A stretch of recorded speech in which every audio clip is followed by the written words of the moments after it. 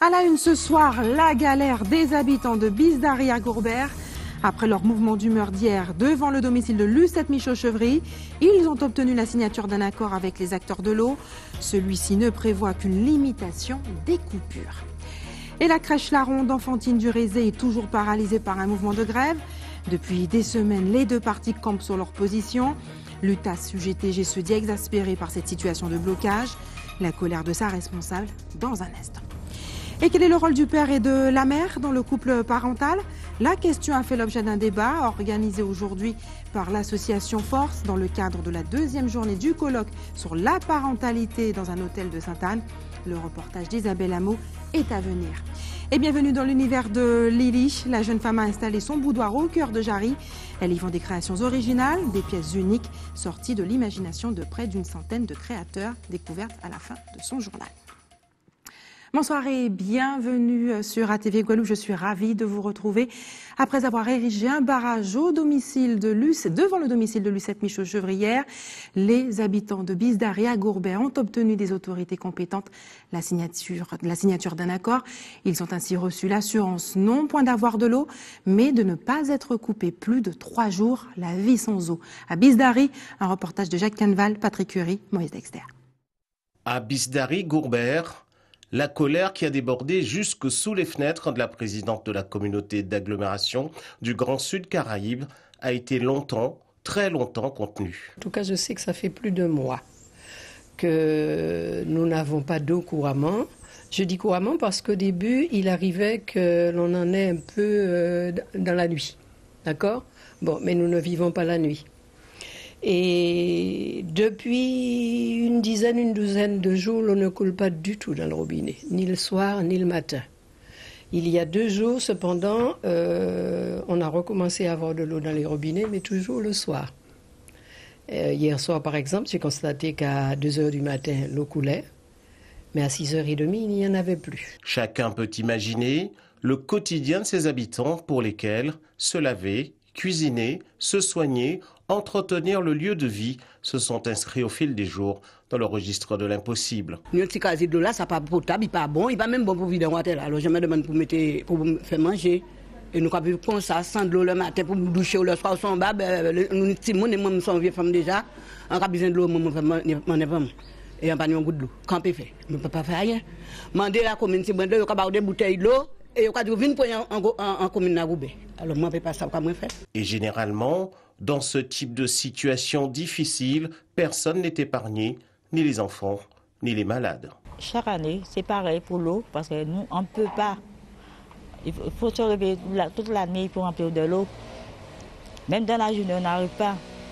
Et comme ils ont mis un truc là-bas, là, moi, je ne peux pas. On ne peut pas aller chercher de l'eau. Ma maman est déjà âgée, et moi, je suis non-voyant. On ne peut pas aller chercher de l'eau comme ça, pourtant. Et pourtant, des solutions existeraient. Je crois que la solidarité, on ne sait plus ce que c'est. Dans la mesure où il y a des secteurs où il y a de l'eau en permanence. Techniquement, je reste persuadé qu'il y a un moyen de faire une connexion quelconque pour pouvoir desservir équitablement les secteurs qui souffrent en permanence de l'eau, de l'absence d'eau. J'ai comme l'impression que dorénavant, ce sera notre mode de fonctionnement. Si l'on en croit le protocole signé hier, les habitants devraient être coupés pas plus de 3 jours consécutifs de l'eau de consolation pour Bizdari, en quelque sorte.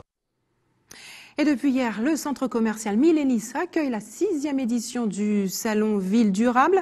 Près de 35 exposants sont sur place pour démontrer les bienfaits du développement durable et aussi comment ce concept peut être intégré dans votre vie quotidienne.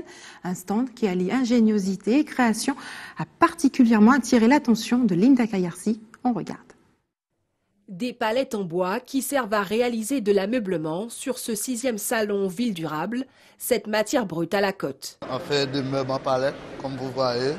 On fait des meubles en palette, les fauteuils, des lits, on fait un peu de tout. Il faut retirer les clous, il faut les poncer, après ça, il faut les visser. Bon, selon le meuble en fer, il faut visser, il faut faire beaucoup de trucs, quoi. Une belle réussite pour ces jeunes qui, pour la plupart, découvrent le métier du bois. Ici, on fait preuve de créativité et d'originalité. Là, on a une table basse. On peut servir dans un salon, mais en même temps, on peut le servir pour mettre des trucs. Disons, parce qu'elle a un coffre qui s'ouvre comme ça. On peut mettre des livres, on peut mettre des bouteilles, on peut mettre ce qu'on veut là-dedans. Les concepteurs de ces ameublements en palette sont tous issus d'un chantier d'insertion. La Passerelle, une association qui fait de la prévention de délinquance et lutte contre la récidive. Quand j'ai présenté le projet aux différentes agglomérations, on m'a dit que non, ça ne va pas marcher, ça ne va pas fonctionner, les palettes, les gens ne vont pas acheter. Enfin, ça a été très encouragé, très décourageant pour moi. Et du coup, je ne me suis pas démontée, j'ai quand même persévéré et j'ai mené le projet à bout avec l'accompagnement de la DIECT. Et surtout, c'est valorisant pour les jeunes, puisque pour la première fois, souvent, on les interpelle, on les félicite, ils se sentent valorisés. Donc, c'est surtout enrichissant pour eux. Et pour preuve, ils sont victimes de leur succès. Les bons de commande ont explosé. L'association a su mêler avec brio insertion et développement durable. Et au chapitre social, la crèche La Ronde Enfantine du Rézé est toujours paralysée par un mouvement de grève. Les salariés grévistes affiliés à l'UGTG dénoncent de mauvaises conditions de travail et des abus de pouvoir de la direction. On écoute les explications de la représentante du syndicat, interrogée par Patrick Curie face à la caméra de Moïse Dexter. Depuis 2 semaines, nous sommes là. Jusqu'à maintenant, nous n'avons pas eu de négociation. Par contre, l'employeur, effectivement, nous a assignés. On a été assignés, du moins 2 grévistes et 2 délégués syndicaux ont été assignés le 29 mai. Mais la demande a été déboutée parce qu'elle n'était pas conforme. Le juge a considéré que la gestionnaire n'était pas, Madame Bouraoui, n'était pas mandatée pour faire une assignation en justice au nom de la personne morale qui est le monde de l'enfant. Il semblerait, ce sont des rumeurs, qu'apparemment, depuis hier, il y aurait en fait que la direction ouvrirait un autre établissement. A ouvert un autre établissement. Nous avons interpellé un certain nombre d'organismes, notamment la CAF, la PMI, la mairie des Abîmes, mais jusqu'à maintenant nous n'avons pas de réponse. Et donc nous, ce que nous attendons maintenant, c'est d'avoir des négociations. Nous, on est toujours prêtes à négocier. Et voilà. Et puis sachez que la direction de la crèche La Ronde Enfantine refuse toujours de donner suite à nos demandes d'interview. Autre sujet maintenant, quelles sont les mutations qui se sont produites au sein de la famille guadeloupéenne ces dernières décennies? L'association Force, plus connue pour son combat pour le respect des droits des femmes, a mis l'accent sur cette question à l'occasion du 5e colloque organisé sur la parentalité dans un hôtel de la ville de Sainte-Anne. Isabelle Hameau était sur place, on regarde. Les familles traditionnelles représentées chez nous seraient en crise, des foyers dans lesquels, pour certains, la violence se développe.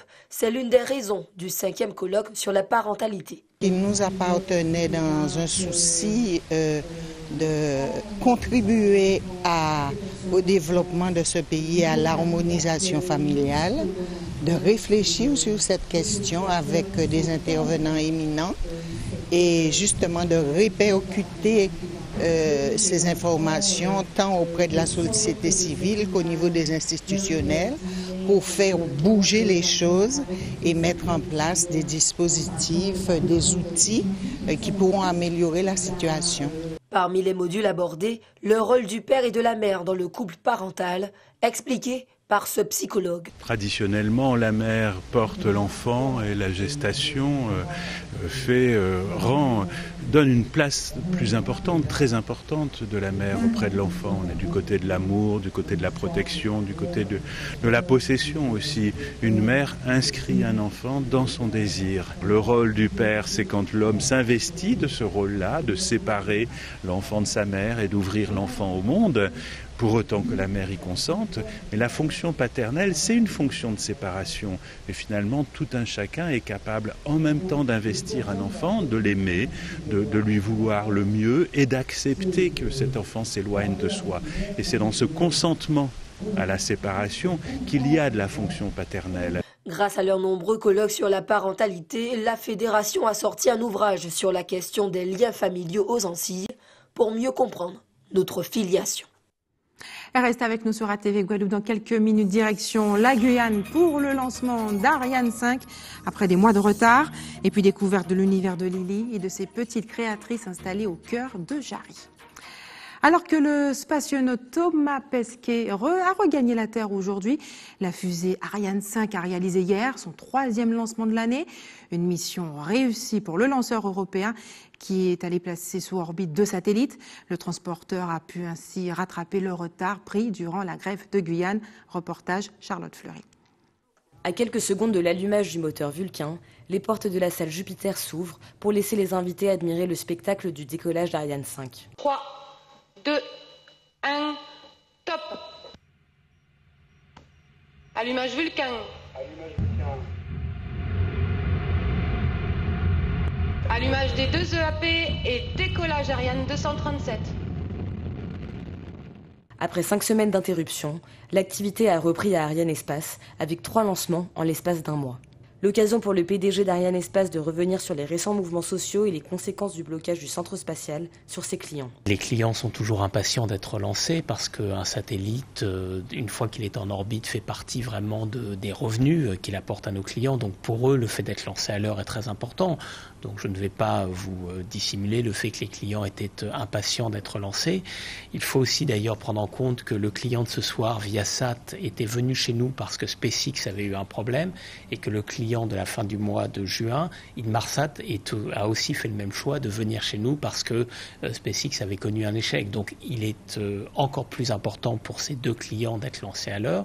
Il y a eu ce mouvement, il y a eu ce mois, il y a eu tous les efforts faits pour rattraper ce retard. Maintenant nous y sommes, ce soir c'est un succès et c'est ce qui compte. Le blocage du centre spatial a eu un coût qui peut désormais être chiffré pour Ariane Espace et ses partenaires. Nous continuons de faire nos comptes. J'ai évoqué le fait que cela avait pu coûter jusqu'à 500 000 € à Ariane Espace et certains de ses partenaires sur la base. Donc oui, le mouvement a eu un coût important pour Ariane Espace. Cela ne fait pas de doute.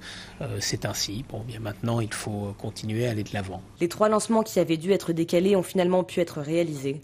Stéphane Israël l'assure, le retard pris durant ces dernières semaines a été rattrapé.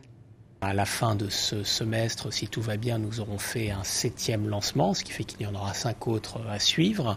Et si les satellites sont à l'heure, nous pourrons accomplir ces 12 lancements. En tous les cas, les lanceurs sont disponibles. Nous avons fait le travail que nous aurions dû faire au premier semestre. Et donc, si maintenant les satellites se présentent normalement, nous pourrons naturellement faire ces 12 lancements. Le prochain lancement d'Ariane Espace aura lieu le 28 juin. Et retour en Guadeloupe maintenant, il est le festival le plus important de l'archipel. De nombreux festivaliers venus du Canada ou encore d'Europe sont de plus en plus nombreux à y assister. Terre de Blues a débuté aujourd'hui. Qu'attendez-vous de cette édition? On écoute vos réponses recueillies par Isabelle Hameau. On n'attend pas du festival autre chose que de permettre à nos artistes de se confronter aux autres, de mettre en valeur leurs œuvres, leurs talents. Et c'est ce qu'il y a. C'est toujours une possibilité pour que si on nous confronter aux autres. Il y a le festival, il y a aussi autour du festival ce qui se passe aussi, des petits bics à musique. Et c'est tout ce qui fait qu'il y a des échanges, des convivialités. Moi, j'aimerais beaucoup voir Malika Tyrolien, que j'adore. Et elle vient trop rarement à mon goût en Guadeloupe, donc là je viens vraiment pour la voir. Mais c'est surtout Marie Galante, c'est pour me reposer, me détendre et profiter de l'île en fait. Riche en couleurs, melting pot de gens intéressants, Marie Galante dans toute sa culture surtout.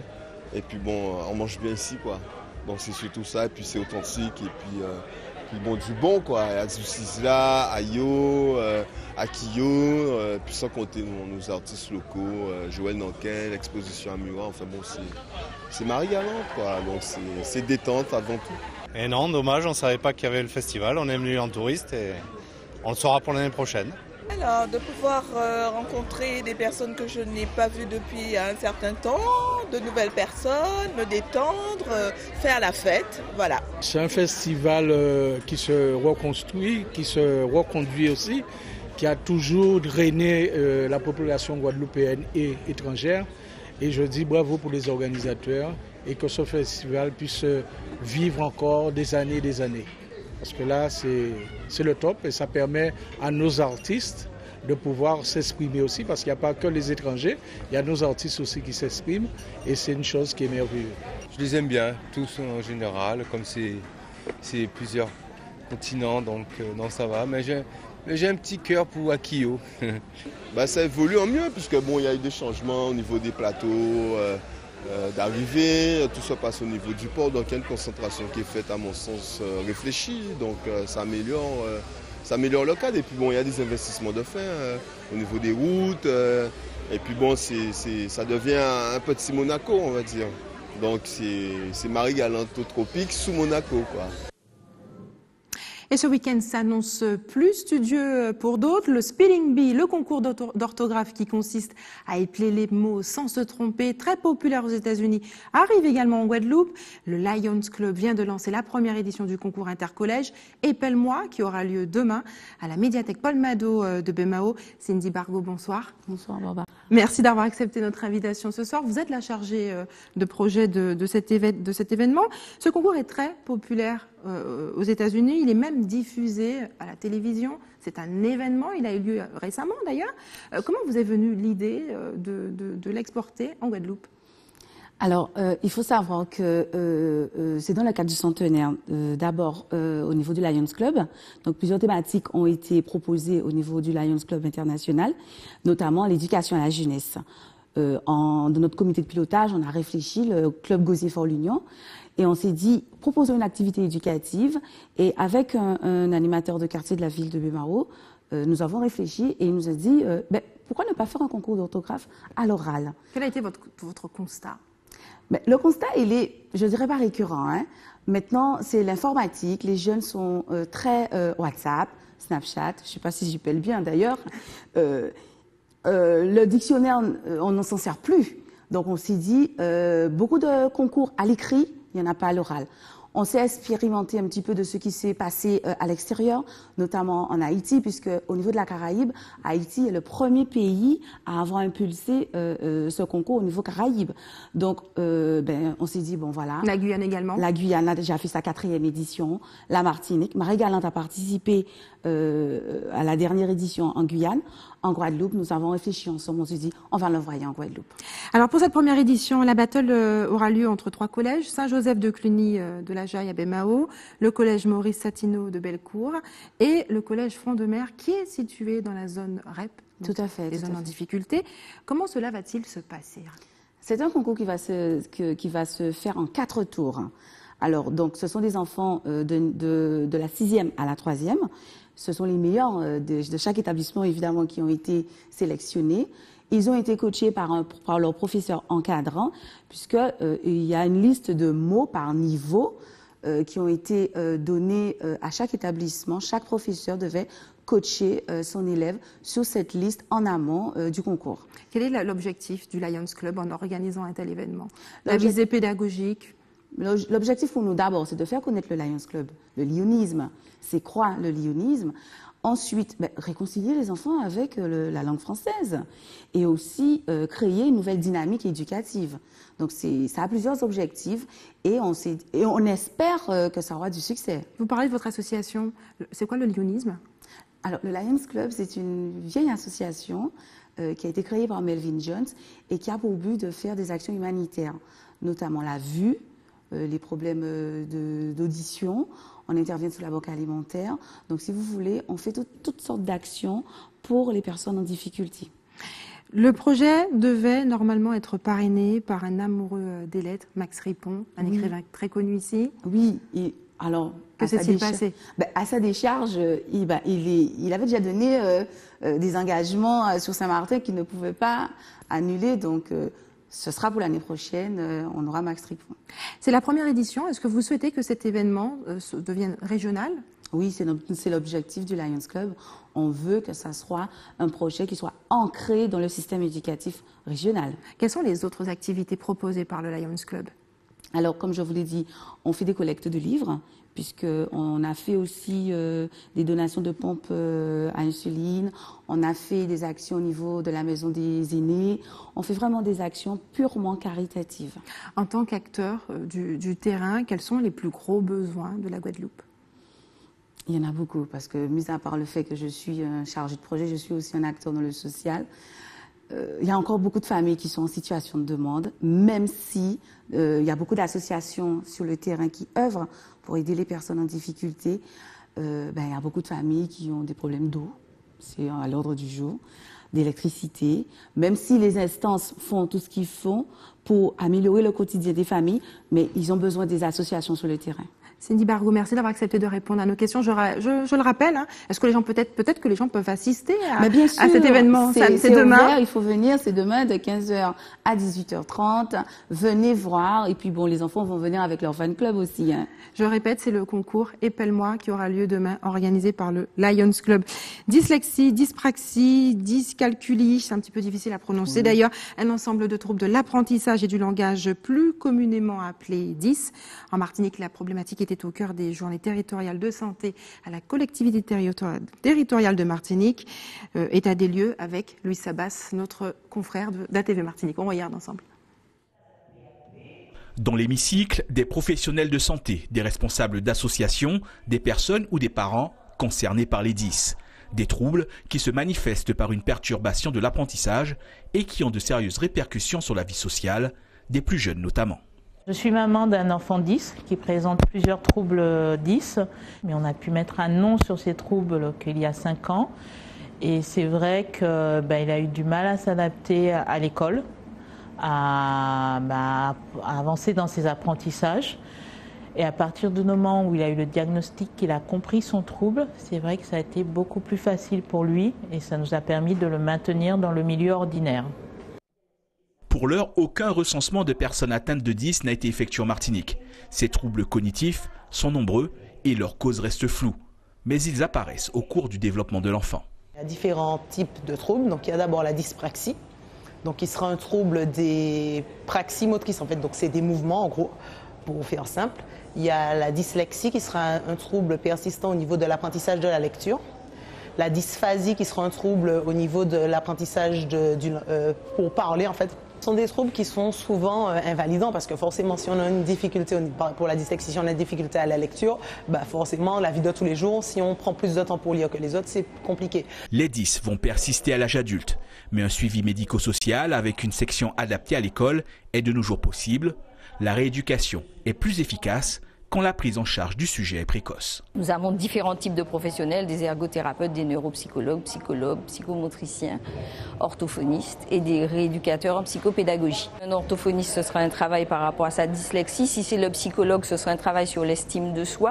Si c'est un enfant qui est dyslexique mais qui a aussi des troubles de l'attention, il sera accompagné par un neuropsychologue qui travaillera les troubles de l'attention et peut-être les troubles de la mémoire. Être 10, c'est avoir un trouble pour lequel on peut mettre en place des moyens de compensation et pour lequel on peut réussir sa vie comme toute autre personne.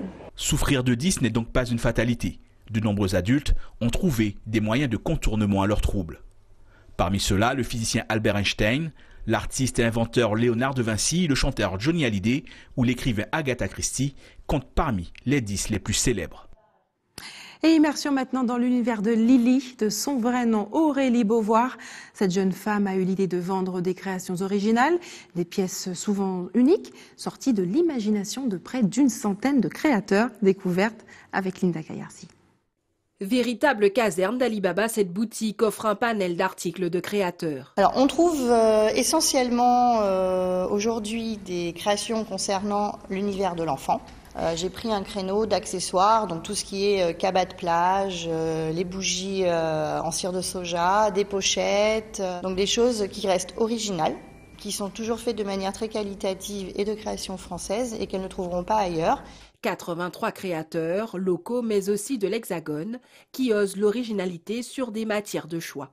Sachant que je prends vraiment ce qui me ressemble et ce qui me plaît et qui rentre dans mon univers.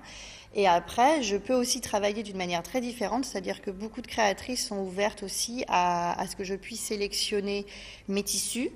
Et donc, dans ce cas-là, c'est vrai que c'est un petit plus pour moi parce que je leur fais faire, avec les tissus que j'ai choisis, ce qu'elles me proposent, les articles dont j'ai besoin. Accessible à toutes les bourses, la boutique compte bien marquer de son empreinte une nouvelle gamme de produits uniques. Et c'est la fin de cette édition, mais avant, les informations pratiques maintenant. L'équipe de l'établissement français du sang vous donne rendez-vous demain sur la place tricolore de Sainte-Rose de 8h à 12h30. Et enfin, si vous avez des informations à nous communiquer, n'hésitez pas à nous appeler au 60 11 2 fois. Et c'est maintenant la fin de cette édition locale et régionale, mais restez sur ATV Guadeloupe dans un instant. Eddy Planté pour Questions Directes.